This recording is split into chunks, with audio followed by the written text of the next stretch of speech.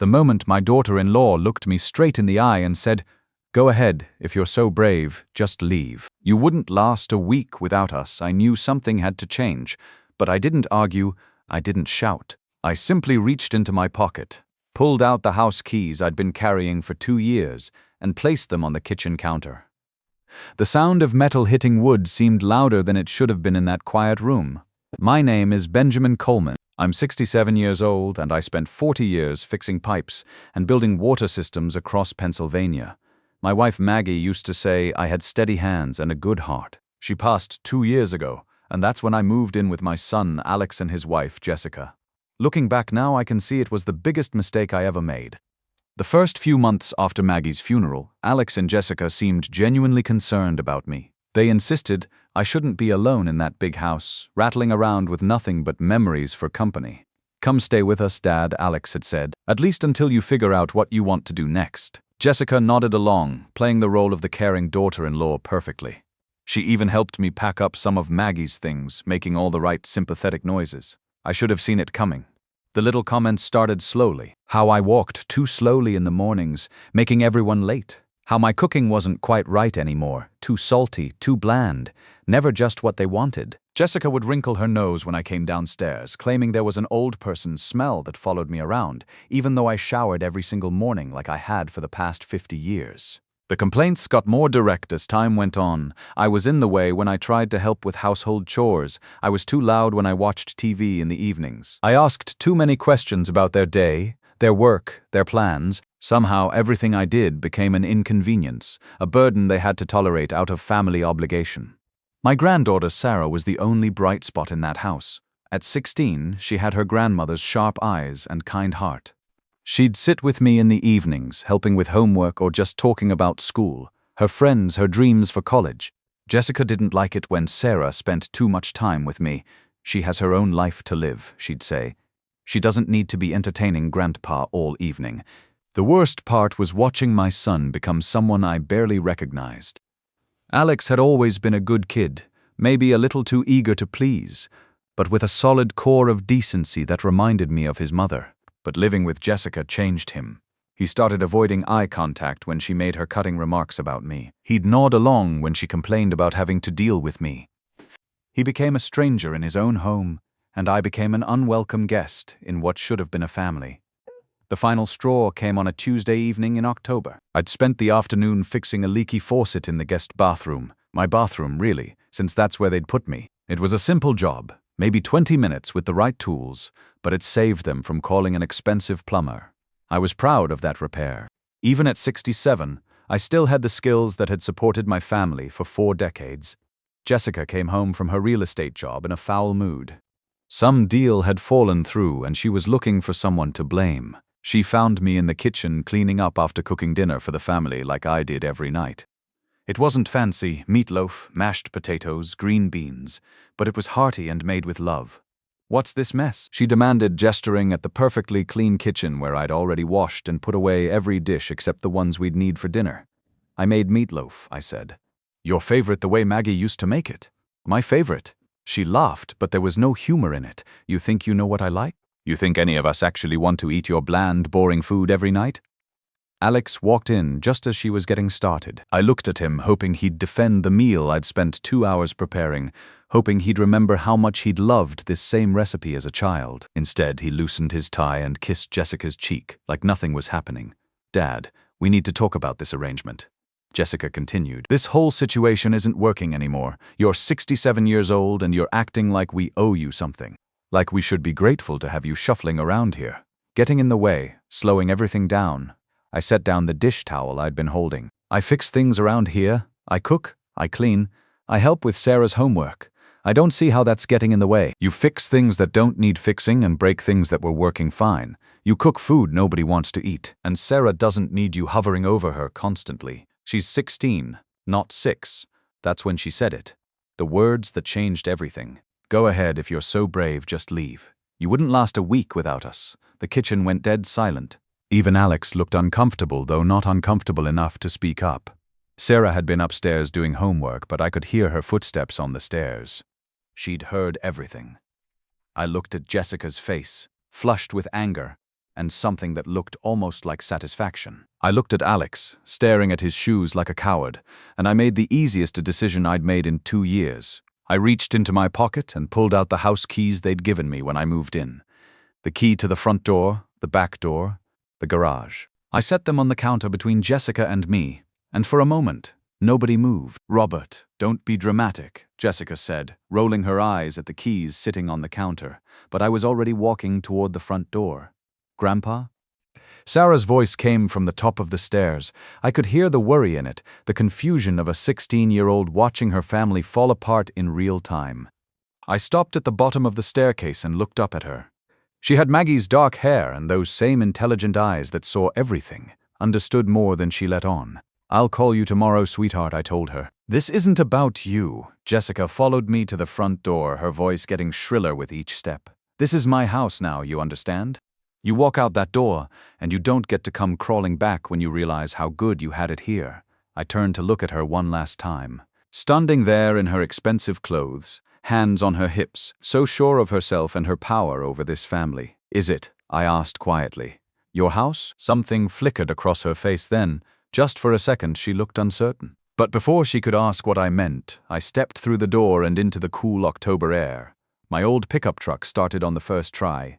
Same as always. I'd bought that Ford F-150 brand new in 1998 with money from the biggest plumbing contract of my career. 26 years later, it still ran like a dream because I'd taken care of it the way I took care of everything that mattered to me, unlike some people I knew. I drove through the night with the radio playing classic rock stations, letting muscle memory guide me through streets I'd traveled for decades.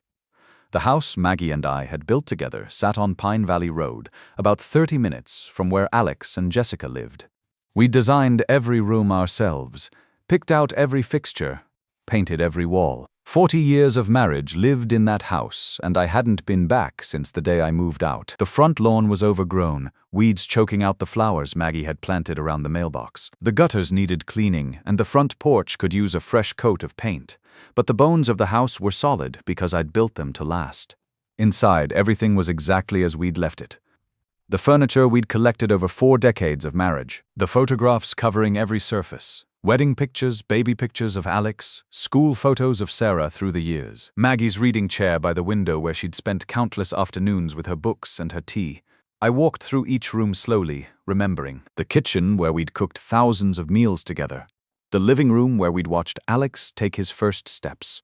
The workshop in the basement where I'd built Sarah's dollhouse for her 8th birthday.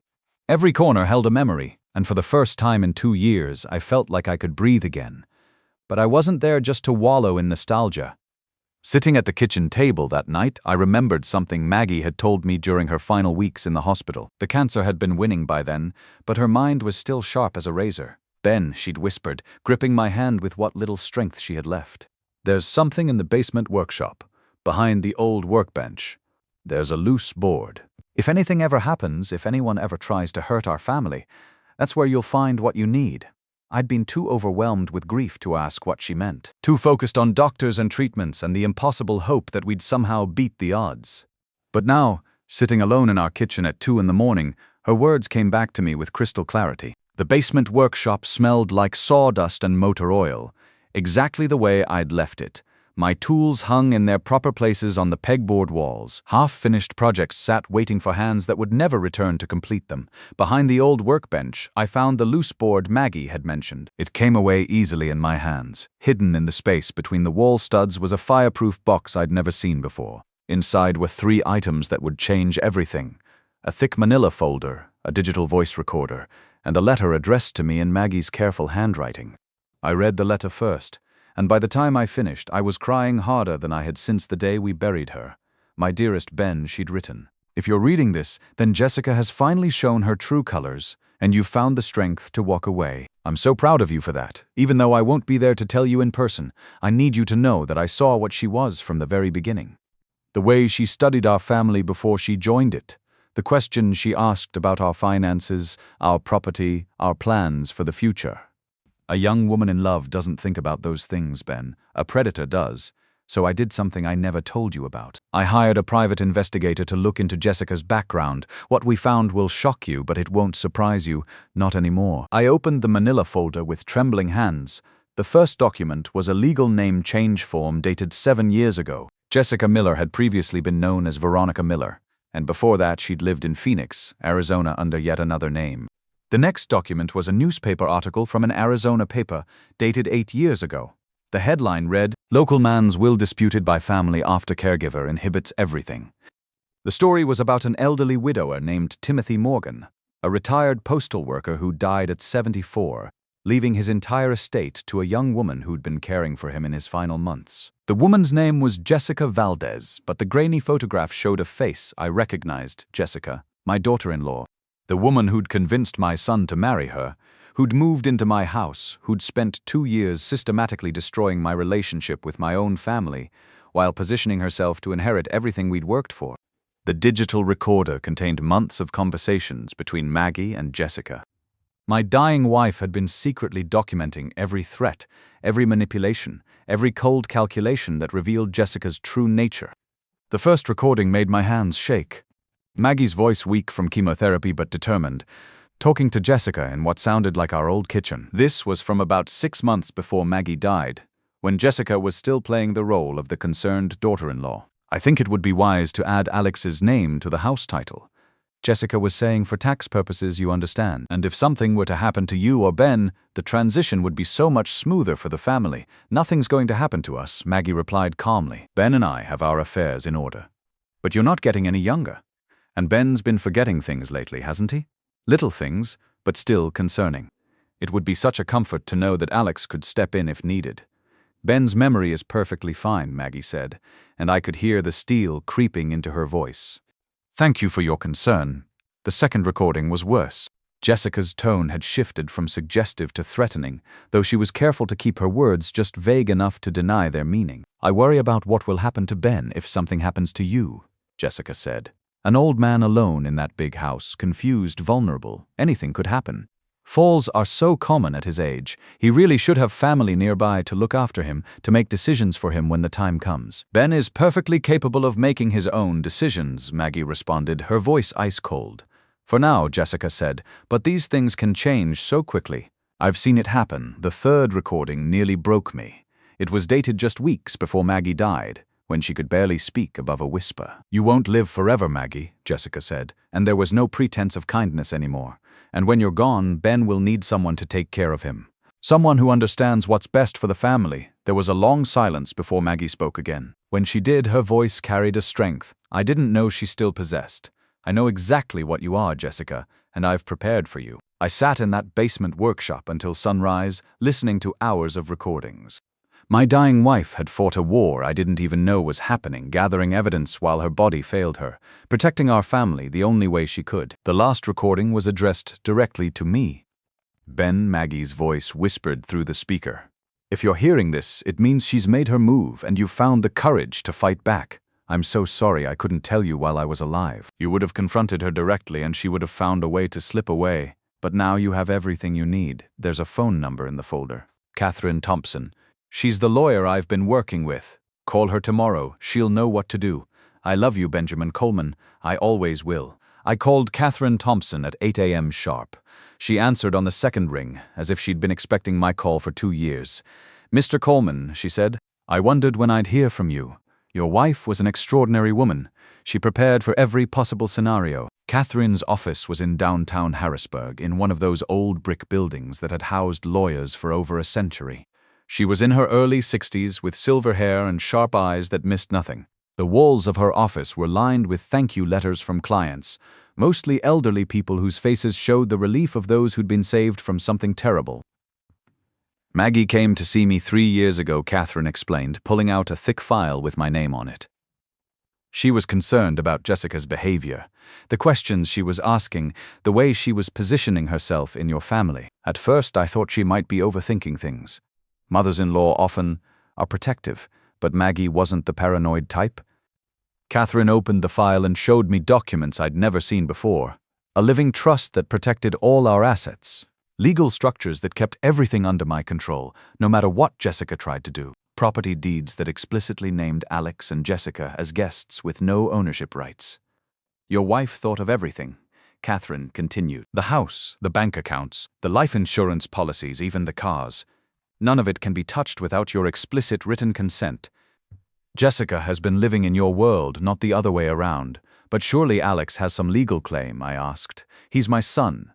Catherine shook her head. Not while you're alive and competent. And even if something were to happen to you, Maggie structured things so that Jessica would have no access to any of it. Alex would inherit.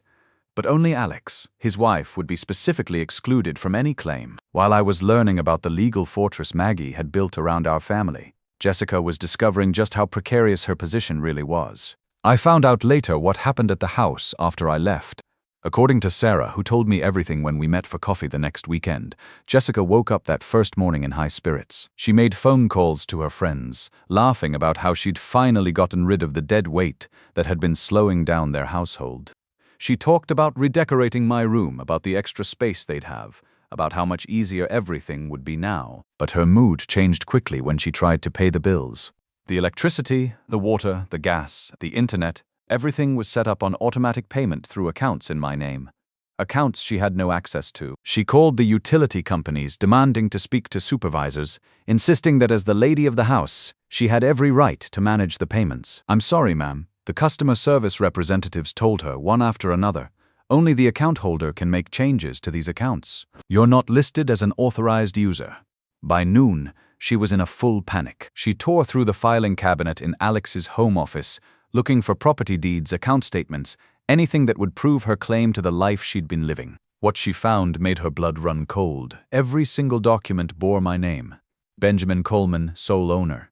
Benjamin Coleman, primary account holder. Benjamin Coleman, policyholder. She had been living in my house, driving my cars, spending my money for 2 years, and she'd never bothered to check who actually owned what. That's when she called Alex home from work, screaming into the phone about property rights and family responsibilities and how his father was trying to destroy their lives. Alex came home early that afternoon to find Jessica pacing the living room like a caged animal. Bills scattered across the coffee table, her laptop open to bank websites that wouldn't let her access anything. Her phone in her hand from calling utility companies that wouldn't talk to her. Your father is destroying us, she said the moment he walked through the door. He's cut off all the payments. The power company is threatening to shut us off. The internet is already down. He's doing this to punish me for telling him the truth. Alex looked at the bills, looked at his wife's red face, looked around the house that had felt like home for 5 years. Jessica, this doesn't make sense. Dad wouldn't just cut off utilities out of spite. There has to be an explanation. The explanation is that he's a vindictive old man who can't stand that someone finally stood up to him. Read these bills, Alex. Look at the account names. Everything is in his name. Everything. That's when Alex really looked at the documents spread across their table. The mortgage statement with my name as the sole owner. The property tax bill addressed to Benjamin Coleman. The homeowner's insurance policy that didn't list Alex or Jessica anywhere. How is this possible? Alex asked quietly. We've been living here for 5 years. We've been making improvements, treating this like our home. How do we have no legal claim to any of it? Jessica's mask started slipping then. The Caring Wife Act gave way to something colder, more calculating. Because your father is a control freak who never trusted me. Because your mother filled his head with paranoid nonsense before she died. Because this family is sick, Alex. They never accepted me. But Alex was looking at those bills differently now. As an insurance adjuster, he understood legal documents, understood how property ownership worked. And what he was seeing didn't make sense if my goal had simply been to maintain control. This looked like someone had deliberately structured things to protect assets from a specific threat. Dad worked for 40 years to pay off this house, Alex said slowly. Why would he just give it away while he was still alive? And Mom handled all the paperwork when they set up their trust. She was the careful one with legal stuff. That's when Sarah walked downstairs with her phone in her hand. Sweet Sarah, who'd been watching and listening for months while her world fell apart around her. Mom, she said quietly, I need to show you something. Sarah had been documenting everything for weeks. Screenshots of text messages between Jessica and someone saved as VM, her real mother, Victoria Miller. Messages that laid out the plan in cold clinical detail. How long they'd been waiting. How much the house was worth. How to handle the old man when the time came. Alex read the messages over Sarah's shoulder, his face getting whiter with each line. Jessica lunged for the phone, but Sarah held it out of reach. "Give me that phone right now," Jessica screamed. "Those are private messages. You had no right to read them." "Private messages about Grandpa dying?" Sarah shot back. "About how much money you'll make when he's gone? About how stupid Dad is for not seeing what you really are?" That's when Alex finally heard his daughter, really heard her. This brilliant, observant 16-year-old who'd been trying to protect her family while the adults around her played games. "Pack your bags, Jessica," Alex said, his voice steady for the first time in years. "Get out of my father's house." The confrontation that followed was ugly. Jessica cycled through every manipulation tactic she'd perfected over the years. Tears, threats, promises to change, accusations of being ungrateful. She threatened to take Sarah away from him, threatened to expose family secrets that didn't exist, threatened to destroy his career. But Alex had finally found his backbone. Maybe it was seeing those text messages, maybe it was realizing how close they'd come to losing everything. Maybe it was just time. He called me while Jessica was upstairs throwing things into suitcases and screaming about lawyers and lawsuits. "Dad," he said when I answered, "I'm sorry. I'm so sorry for all of it. Can we talk?" I drove over that evening and found my son sitting alone at the kitchen table, looking like he'd aged 10 years in one day. Sarah was at a friend's house, giving us space to sort things out. Jessica was gone, along with her suitcases, and her schemes and her threats. "I let her turn me against you," Alex said. "I let her convince me that you were the problem, that you were making our lives harder. I was so afraid of losing her that I chose her over my own father. She's good at what she does," I told him. "It's not your fault that you fell for it. But it's your choice what happens next." We talked until midnight. Really talked for the first time in years. About Maggie's illness and death. About the loneliness that had made me accept Jessica's fake kindness. About the family we'd almost lost to a predator who saw us as nothing more than a payday. 3 months later, the divorce was final. Jessica tried every legal angle her lawyers could think of, but Maggie's planning had been flawless. She walked away with nothing but what she'd brought into the marriage, which turned out to be almost nothing at all. Alex and Sarah moved back into our old house on Pine Valley Road. We're fixing it up together, room by room, making it feel like a home again. Sarah's thriving at her new school, and Alex is rebuilding his relationship with both of us. We eat dinner together every night, and nobody complains about my cooking anymore. Last month, Catherine Thompson called with one final surprise. Maggie had set up a college fund for Sarah that we'd never known about, funded by a separate account she'd maintained for years. $85,000, enough to give Sarah choices no matter what path she decides to take. Even from the grave, Maggie was still protecting our family. I won't pretend it was easy watching my son's marriage fall apart, even to someone as toxic as Jessica. But some people come into your life to love you, and others come to use you. The trick is learning to tell the difference before they take everything that matters. You know what Jessica got wrong that night at the dinner table? She thought I was weak because I was kind. She thought I was stupid because I was patient. She thought I needed them because I chose to live with them. She forgot that a man who can build a life from nothing can also tear down everything that threatens it. If you're over 50 and you've worked hard all your life, you know what I'm talking about. You've seen people who think your kindness is weakness, who mistake your patience for stupidity. You've watched younger folks dismiss you as irrelevant, forgetting that wisdom and experience still count for something in this world. Don't let anyone make you feel like you're a burden just because you've lived long enough to see through their games. And if you're dealing with family members who seem more interested in your assets than your well-being, trust your instincts. Protect what you've built. Document what matters, and never apologize for putting your real family first.